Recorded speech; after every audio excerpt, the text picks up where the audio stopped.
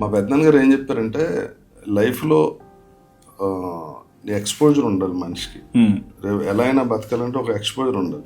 నువ్వు ఇక్కడే బేర్లో తిరిగేసి ఇలా రోడ్లు ఉంటాయి ఇలా కాదు, భాష తెలియని చోటుకి వెళ్తే అక్కడ సర్వైవ్ అయితే ఓకే. ఒక 5 years నువ్వు అక్కడ పనిచేయి, నీకు ప్రపంచం ఏంటో మనుషులు ఏంటో తెలుస్తుంది, అది నీ ఫ్యూచర్లో ఉపయోగపడుతుంది అని చెప్పి ఆయనే నన్ను డెల్టా బయోస్ మిల్ మార్కెటింగ్ మేనేజర్ కింద చెన్నై పంపించారు. ఫస్ట్ లో చాలా ఇబ్బంది పడి ఉన్నా, ఆ భాష తెలియదు ఏం తెలియదు. మా ఆఫీస్ బాయ్ కి అయితే తెలుగులో అక్షరం ముక్క రాదు, నాకు తమిళ్లో అక్షరం ముక్క రాదు. మా ఇద్దరిది వెరైటీగా ఉండేది కాన్వర్సేషన్.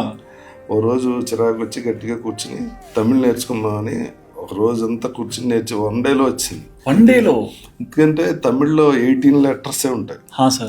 మనకి ఆలోచన లేదు సార్, మీరు చెప్తేనే తెలుసు. ఒక 18 letters ఉంటాయి తమిళ్లో. వీళ్ళు 18 ఉంటాయి. వాళ్ళకి ఏంటంటే కాకా గాగ్గా ఒకటే లెటర్, తాత దాత ఒకటే లెటర్, పాప బాబా ఒకటే లెటర్. అంటే అది సిచ్యువేషన్ బట్టి వాళ్ళు ప్రొనౌన్స్ చేస్తారు. అవి కూర్చుని రాసుకుని వాళ్ళు వర్తులు అన్నీ వేసుకుని లైట్ గా చదవటం నేర్చుకున్నాం. పోస్టర్లో తమిళ పేపర్ వచ్చేది, మా బాయ్ చదివాడు, వాడి దగ్గర తీసుకుని హెడ్డింగ్స్ అలా తమిళ్ చదవటం వచ్చి నెమ్మదిగా తమిళ్. తర్వాత తమిళ సినిమాలో కూడా చాలా సినిమాలు యాక్ట్ చేశాను. ఎన్ని డేస్ లో అట్లీస్ట్ తమిళ ఒక ఛానల్ తమిళ్లో ఇంటర్వ్యూ ఇచ్చాను కూడా. Great sir, happy.